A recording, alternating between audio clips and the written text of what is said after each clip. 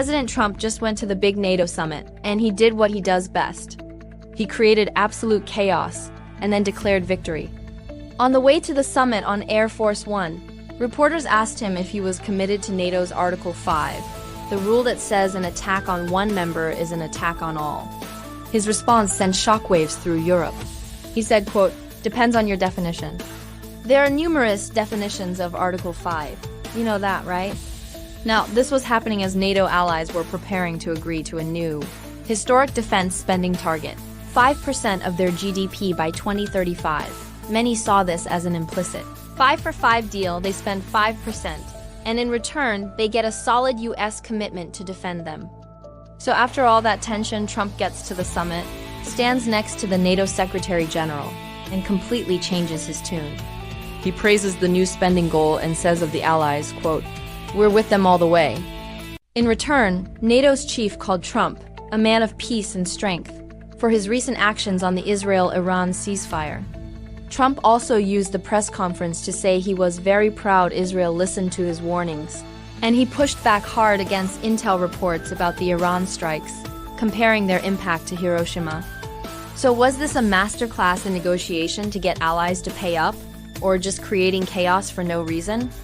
Let me know what you think of Trump's NATO trip in the comments, and follow for more. This is one of the biggest political upsets in modern history. A 33-year-old Democratic socialist just took down one of the most powerful names in New York politics.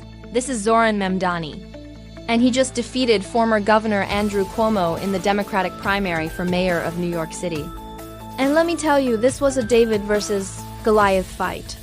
Cuomo had a massive war chest, backed by millions from billionaires like Michael Bloomberg. At one point, polls showed him with a 20-point lead.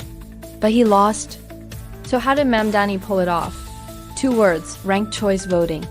While Cuomo got more first-place votes, Memdani cleaned up as the second and third choice for other voters, gaining enough points to win.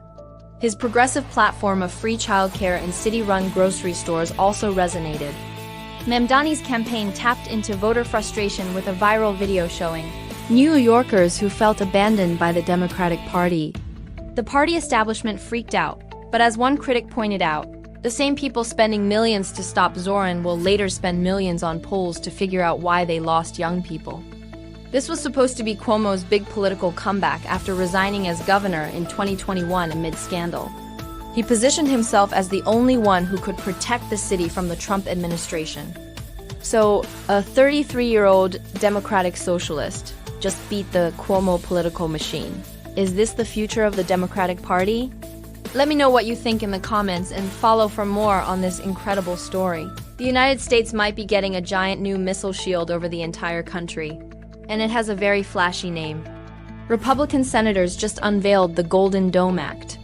It's a $23 billion plan to build a nationwide missile defense system, kind of like Israel's Iron Dome, but for all of America. The plan is to integrate space-based interceptors and upgraded radar systems to protect the homeland from advanced threats like hypersonic missiles from Russia, China, and Iran. Senator Dan Sullivan said these escalating threats are exactly why this is needed. Now, let's talk about the price tag, because this is where it gets wild. The bill authorizes $23 billion to start.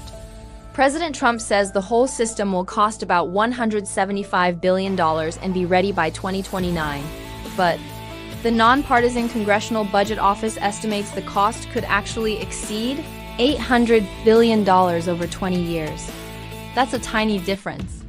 Supporters say this is a necessary shift because our current system is designed for limited strikes from rogue nations, not for the strategic arsenals of major powers like Russia and China.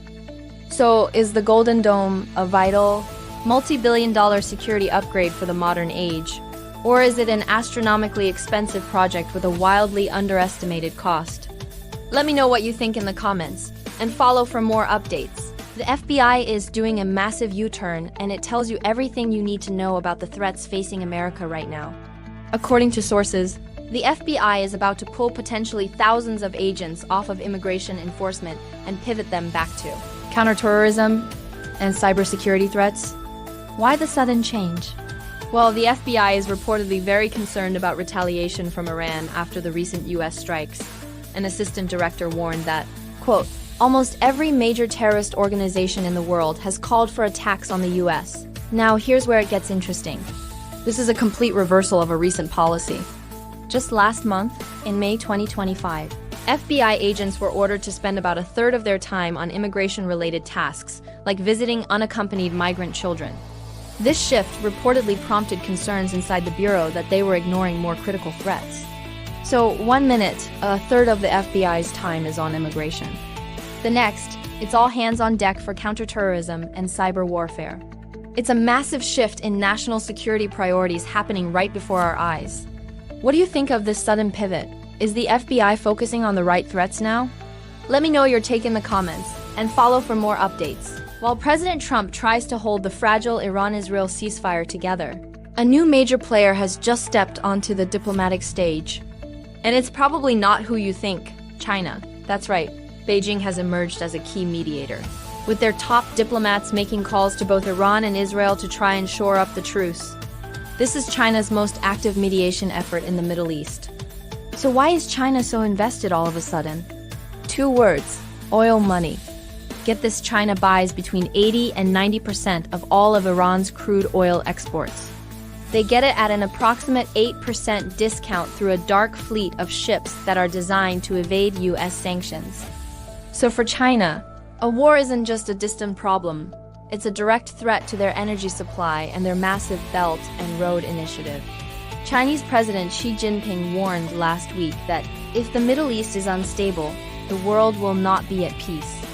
Throughout the conflict, China has firmly condemned Israel's strikes on Iran's nuclear facilities, calling them a dangerous precedent.